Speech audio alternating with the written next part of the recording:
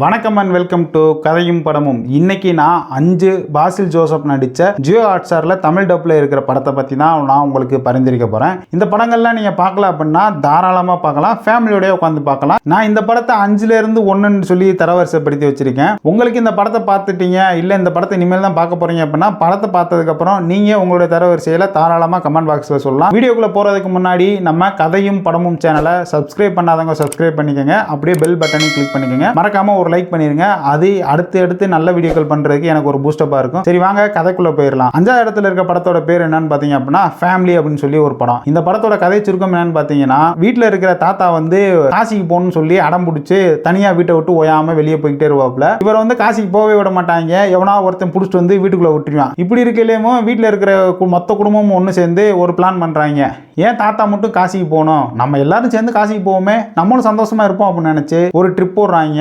அந்த ட்ரிப்ல நடக்கிற சுவாரஸ்யங்கள் தான் இந்த மொத்த படமேவும். இந்த படத்துல நம்ம ஹீரோவோட அப்பா வந்து ஒரு வேலையை பார்த்துட்டுருவாப்ல, அதுல இருந்து படம் வந்து தீயா சூடு பிடிச்சி போகும். நல்ல காமெடி என்டர்டெய்னரா இருக்கும். நீங்க ஃபேமிலியோட உட்காந்து தாராளமா பார்க்கலாம். இந்த படம் வந்து 5வது இடத்துல இருக்கு. 4வது இடத்துல என்ன படம் இருக்குன்னு பாத்தீங்க அப்படின்னா பால்து ஜன்வர் அப்படின்னு சொல்லி ஒரு ஃபீல் குட் மூவி இருக்கு. இந்த படம் வந்து மலையாள படம்லாம் இப்படி தாண்டா இருக்கும் அப்படின்னு சொல்லி சொல்லுவாங்கல்ல, அதுக்கேற்ற மாதிரி தான் இந்த படம் இருக்கும். படத்துல வந்து ஒரு அரை மணி நேரம் அப்படியே கதையை செட் பண்ணி கொண்டு போவாங்க. கதை சுருக்கம் என்னன்னு பாத்தீங்க அப்படின்னா, அனிமேட்டரா ஆகணும் ஆசைப்படுற ஹீரோ வந்து தொழில் நஷ்டமாகி கம்பெனியை மொத்தமா இழுத்து முடிடுவாப்ல. அவங்க அப்பா ஏற்கனவே வெட்டினரி இன்ஸ்பெக்டரா இருந்திருப்பாப்ல, அவரோட வேலையும் மகனுக்கு கிடைக்குது. இப்போ கவர்மெண்ட் வேலை கிடைச்சிருச்சு, சரி சந்தோஷமா இந்த வேலையை பாக்குறாப்ல அப்படின்னு பாத்தீங்க அப்படின்னா வேண்டா வெறுப்பா போய் இந்த வேலையில ஜாயின் பண்றாப்ல. ஜாயின் பண்ணதுக்கு அப்புறம் அந்த ஊர்ல இருக்க மக்கள் கிட்ட வந்து இவருக்கு வந்து கொஞ்சம் முட்டல்கள் மோதல்கள் எல்லாமே அனுபவிக்கிறாப்ல. அப்படியே போக போக வந்து தொழிலையும் கத்துக்கிற ஆரம்பிக்கிறாப்ல. இப்படி இருக்கிற நேரத்தில் வந்து இன்னொருத்தையும் பார்க்க வேண்டிய வேலை வந்து இவர் பார்க்க வேண்டிய சூழ்நிலை வந்துடும். அப்படி இவர் வந்து மாடை காப்பாத்துறதுக்காக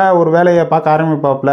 அதுக்கடுத்து என்ன நடந்துச்சு அப்படிங்கிறத நல்ல ஃபீல் குட்டாவே சொல்லியிருப்பாங்க. இந்த படத்துல மிகப்பெரிய பிளஸ் என்னன்னு பாத்தீங்கன்னு வச்சுங்களேன், இந்த படத்தை நீங்க பார்த்துட்டு இருக்கிறப்போ ஊர் மக்கள் வந்து எந்த ஒரு விஷயத்துக்குமே ஒன்று சேர மாட்டாங்க. ஆனா அந்த மாடு அப்படின்னு சொல்லி வர்றப்போ மட்டும் எல்லா மக்களும் நல்லா ஒன்று சேர்ந்திருப்பாங்க. அது பார்க்கறதுக்கு நல்ல சந்தோஷமா இருக்கும். இந்த படம் முடியிறப்பயுமே நல்ல ஃபீல் குட்டா இருக்கும். எப்படி ஊர் மக்கள் கிட்ட எல்லாம் இவர் வந்து முட்டல் மோதல் எல்லாம் நம்ம ஹீரோ சந்திச்சாப்லையோ, அதெல்லாம் படத்தோட கிளைமேக்ஸ்ல வந்து அப்படியே இவர் மேல இருக்க பிம்பத்தையே மொத்தமா மாத்தி போட்டுரும். ஒரு நல்ல ஃபீல் குட் மூவி பார்த்த ஒரு திருப்தி வந்து உங்களுக்கு கிடைக்கும். இந்த படம் பார்க்கல அப்படின்னா தாராளமா பாருங்க. இப்போ 3வது இடத்துல இருக்க படத்தை பத்தி பார்க்கலாம். இந்த படத்தோட பேர் என்னன்னு பாத்தீங்க அப்படின்னா பொன்மேன் அப்படிங்கிறது. படத்தோட கதை சுருக்கம் என்னன்னு பாத்தீங்க அப்படின்னா, ஹீரோ வந்து ஒரு நடமாடும் நகைக்கடை வியாபாரி மாதிரி தான் இருப்பாப்ல. ஊர்ல வந்து பொண்ணுக்கு நகை வந்து போட்டு கட்டி கொடுக்க முடியல அப்படின்னா நம்ம தலைவரை போய் அணுகுவாங்க. இவர் என்ன பண்ணுவாப்ல அப்படின்னா நகையை கொடுத்துருவாப்ல, இருக்கிற பணத்தை வந்து வாங்கிடுவாப்ல. என்ன டீல் போடுவார் அப்படின்னா, அதாவது மொய் பணம் வந்துச்சுன்னு வச்சுக்கோங்களேன், அந்த மொய் பணத்தை காசை நான் எடுத்துக்கிடுவேன், நீங்க எவ்வளவு நகை வாங்கிருக்கீங்களோ அந்த நகைக்கு உண்டான மொய் பணத்தை மட்டும் நான் எடுத்துட்டு மிச்ச நகையை நான் கொண்டு போயிடுவேன் அப்படின்றப்பல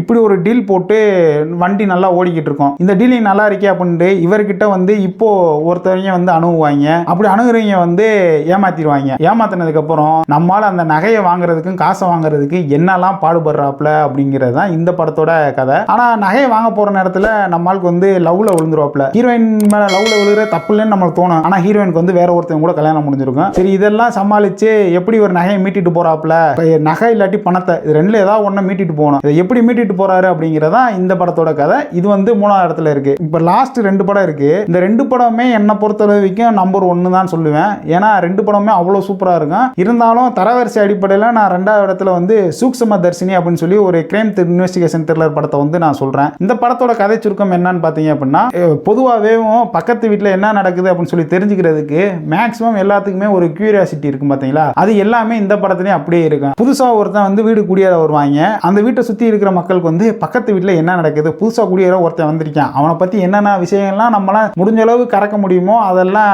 தெரிஞ்சு வச்சுக்கிறோம் அப்படின்னு சொல்லி அதுல நஸ்ரியாவுக்கு வந்து இன்னும் அதிகமா இருக்கும். அவங்களுக்கு வந்து பக்கத்து வீட்டுல என்னமோ தப்பா நடக்குது அப்படின்னு சொல்லி கண்டுபிடிக்க ஆரம்பிப்பாங்க. போலீஸுக்கெல்லாம் இந்த விஷயம் தெரியறதுக்கு முன்னாடி இவங்க எப்படி சால்வ் பண்றாங்க, பக்கத்து வீட்டுல அப்படி என்ன நடந்துச்சு அப்படிங்கிறது தான் இந்த படத்தோட கதை. ஆனா படத்துல ஒரு ட்விஸ்ட் இருக்குங்க, மரணமா ஒரு ட்விஸ்ட் இருக்கும். அது எல்லாமே சூப்பரா இருக்கும். நஸ்ரியா செம்மையா நடிச்சிருப்பாங்க. இந்த படத்துல வந்து நம்ம பாசில் ஜோசப் வந்து ஹீரோவா நடிச்சிருக்க மாட்டாப்ல, வில்லனா நடிச்சிருப்பாப்ல. ஆனா இதுவுமே அவருக்கு சூட் ஆயிருக்கும். படமே ஓவராலா சூப்பரான படம். இந்த படம் வந்து நான் 2வது இடத்துல வைக்கிறேன். முதல் இடத்துல இருக்க படம் என்னன்னு பாத்தீங்க அப்படின்னா என்னுடைய ஆல் டைம் ஃபேவரட்னு சொல்லலாம். அதாவது பாசில் ஜோசப் நடிச்ச படத்திலேயே வந்து எனக்கு இந்த படம் வந்து ஆல் டைம் ஃபேவரட் பா அப்படின்னு சொல்லி நான் இந்த படத்தை வந்து முதல் இடத்துல வச்சிருக்கேன். படத்தோட பேர் வந்து ஜெய ஜெய ஜெய ஜெய ஹே. இதுதான் படத்தோட பேர். இந்த படத்தோட கதை சுருக்கம் என்னன்னு பார்த்தீங்கன்னு வச்சுங்களேன், ஒரு ஆணாதிக்கவாதின்னு சொல்லலாம். அவர் தான் சுயநலம் மட்டும் தான் யோசிப்பாப்புல, அடுத்தவங்களை பற்றி கவலையே கிடையாது. எவன் எக்கேடு கெட்டு போனால் எனக்கு என்னையா, எனக்கு கிடைக்க வேண்டியது கிடைச்சிச்சா அதுவே எனக்கு போதும் அப்படின்னு சொல்லி இருக்க வேண்டிய ஒரு ஆள் அம்மா தங்கச்சி வீட்டில் இருக்கிறவங்களுக்கெல்லாம் கஷ்டப்படாம சரி அவங்க பிடிச்சதே வைக்கட்டுமே அப்படின்னு சொல்லிலாம் நினைக்க மாட்டாப்புல. எனக்கு பிடிச்சது தான் வேணும் அப்படின்னு சொல்லி ஒத்த காலில் இருக்கக்கூடிய ஆளுக்கு கல்யாணம் முடிச்சு வச்சிடறாங்க. கல்யாணம் முடிஞ்சதுக்கப்புறம் பொண்டாட்டிக்கிட்டையும் இதே மாதிரி இருப்பாப்புல, பொண்டாட்டியை அடிப்பாப்புல, எல்லாமே பண்ணுவாப்புல. சரி சமாதானப்படுத்துறதுக்காக ஒரு ஹோட்டலுக்குலாம் கூட்டு போவாப்புல. சரி அங்கே போய் பொண்டாட்டிக்கு பிடிச்சது தான் வாங்கி தருவாப்புலன்னு பார்த்தா இவருக்கு பிடிச்சதையும் பொண்டாட்டி மேலேயே திணிப்பாப்புல. இப்படி இருக்கிற ஆள் ஒரு கட்டத்தில் பொண்டாட்டிக்கிட்ட அடி வாங்கிடுவாப்புல. அடினால் அடி சும்மா மரணடி வாங்கிடுவாப்புல. எப்படியாவது பொண்டாட்டியை நம்ம பழி வாங்கணும் அப்படின்னு சொல்லி திருப்பி நம்ம அடி கொடுத்துடணும் அடுத்த அடிக்கிறப்போ அப்படின்ட்டு இதுக்கு என்னென்னலாம் பயிற்சி மேற்கொள்றாப்புல, எப்படி பொண்டாட்டியை திருப்பி அடிச்சு ரிவெஞ்ச் எடுத்தாப்புலையா இல்லையா அப்படிங்கிறதா இந்த படத்தோட கதை. படத்தோட எண்டில் சூப்பரான ஒரு மெசேஜ் இருக்கும். அது படத்தை பார்த்து நீங்கள் தெரிஞ்சுக்கோங்க, சூப்பராக இருக்கும். இந்த படமும் நீங்கள் பார்க்கல அப்படின்னா இதையுமே நீங்கள் தாராளமாக பாருங்கள்.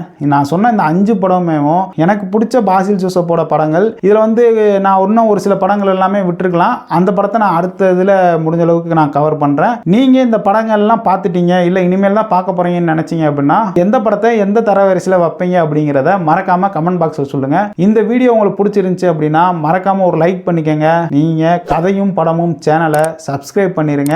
உங்கள் ஃப்ரெண்ட்ஸ் அண்ட் ஃபேமிலிக்கு ஷேர் பண்ணுங்கள். இந்த படங்கள் எல்லாம் உங்களுக்கு பிடிக்கின்ற நம்பிக்கையோட அடுத்து ஒரு நல்ல வீடியோவில் உங்களை சந்திக்கிறேன். நன்றி, வணக்கம்.